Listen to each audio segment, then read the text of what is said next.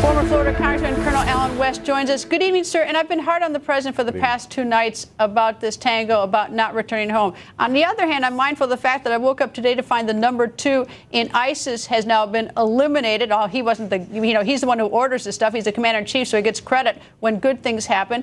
And I think back to when at the White House Correspondents' Dinner a number of years ago, he was giving a comedy routine. At the same time, he had just given the go-ahead to get Osama bin Laden. So, am I too hard on the president for saying, come home, and you shouldn't have been doing the tango? He is home now, by the way. Well, good Friday to you, Greta. And no, you're not being too hard. Let's look at this in a historical context. Back during World War II, when we got the information about Admiral Yamamoto being on a plane, he was shot down by fighter pilots, but the Japanese army did not stop fighting.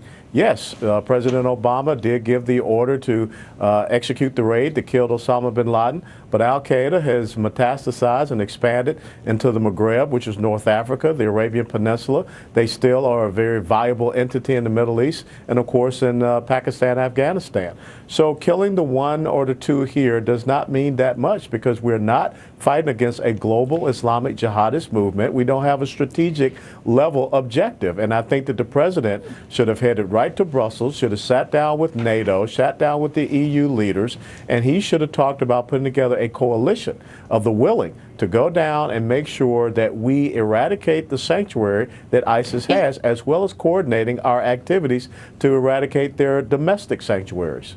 But even if he has sort of a hands-off on this, thinking that that's Belgium's problem, that's Europe's problem, and if he has more of an isolationist view in terms of what our national security is and what our forces can do, I mean, you can't deny the fact that you can get on that Brussels is a breeding ground. Brussels was warned of all these problems, and at least one nation's president is saying they're incompetent. And you can get on a plane in Brussels and come here without a visa. You're absolutely right. And the underwear bomber, the exact same thing happened. He was able to board a plane, one-way ticket. But remember that the Russian authorities warned us about the Tsarnaev brothers, and we did not pay attention to their warnings, and look what happened in Boston. We have to start sitting down and coordinating and synchronizing our efforts.